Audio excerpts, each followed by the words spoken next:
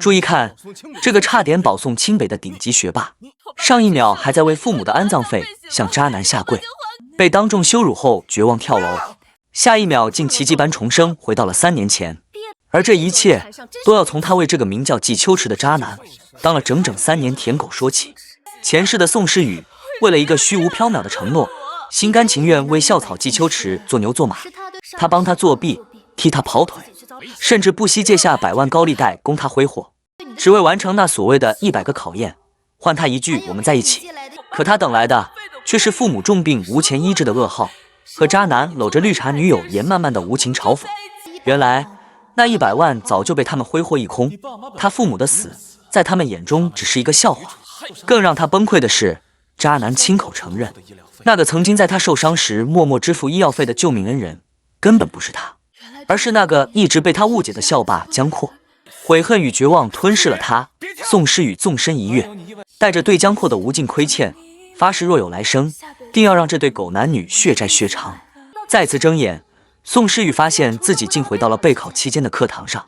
看住眼前正在上演的熟悉一幕，老師因2張雷同的試卷而大發雷霆，渣男季秋池正用眼神祈求他再次頂罪。上一世他為了他傻傻地攬下所有罪責，被記過處分，前途盡毀。但這一次重生的女王怎會重蹈覆轍？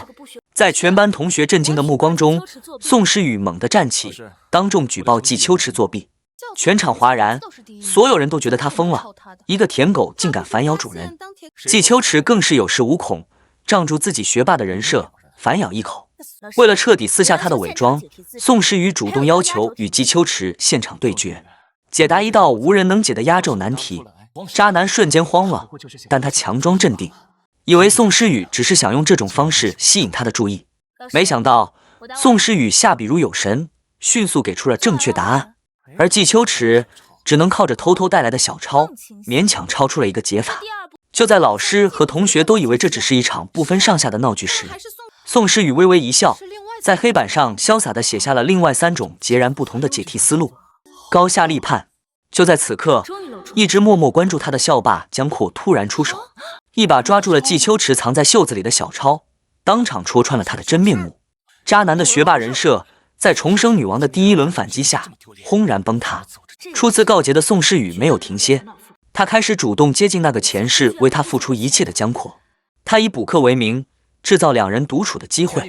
這可急壞了渣男季秋池。他像從前一樣命令宋詩雨給他打飯，試圖宣示主權。宋詩雨將計就計，表面答應，卻在食堂當着所有人的面將飯菜獨自享用，並反手向渣男索要這3年來他白吃白喝的飯錢。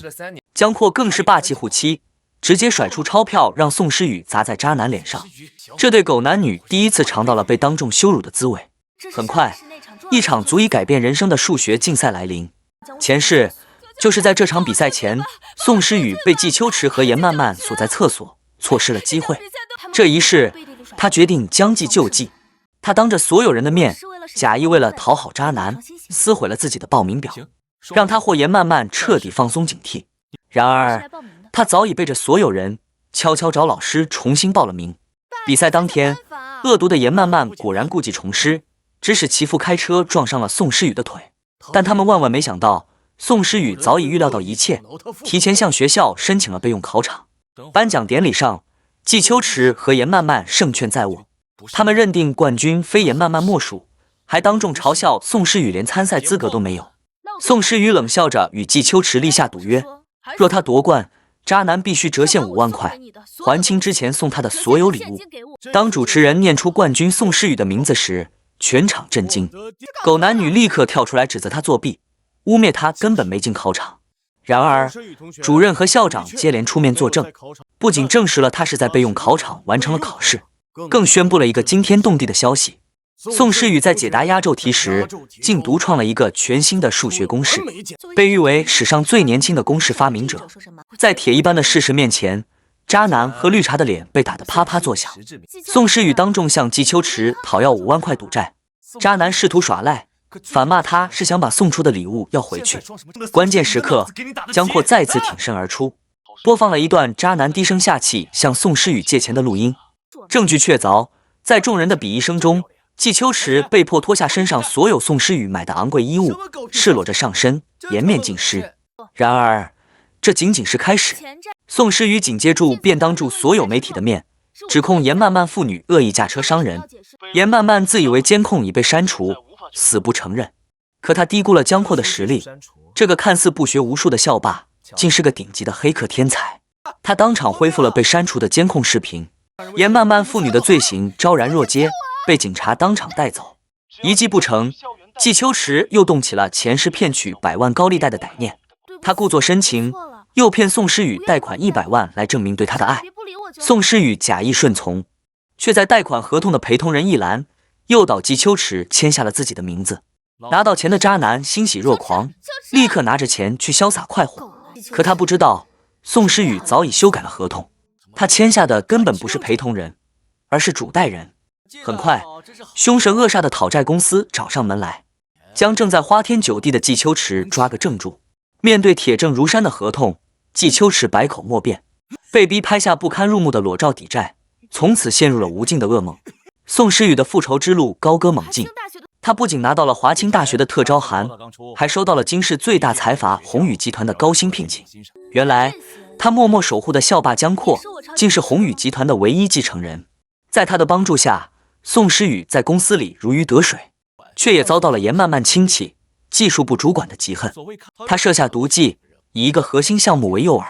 誣陷宋詩雨洩露公司機密，企圖讓他身敗名裂，鋃鐺入獄。然而，江闊早已洞悉一切，當場揭穿了主管的陰謀，並揭露了他20年來吃裡扒外、中飽私囊的醜惡嘴臉，讓他自食惡果。雙重的幸福接踵而至，江闊向宋詩雨求婚，甚至願意拿出宏宇集團的全部股份作為聘禮。就在他們盛大的訂婚宴上，被逼到絕路的季秋池做出了最後的瘋狂反撲。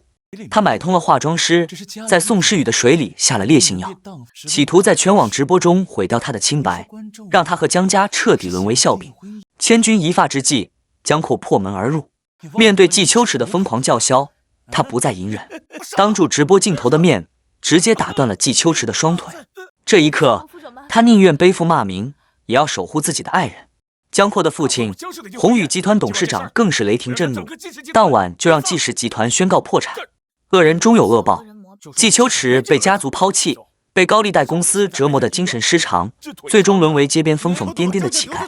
嚴曼曼的父親中風癱瘓，他自己則為了生計四處碰壁，嘗盡了人情冷暖。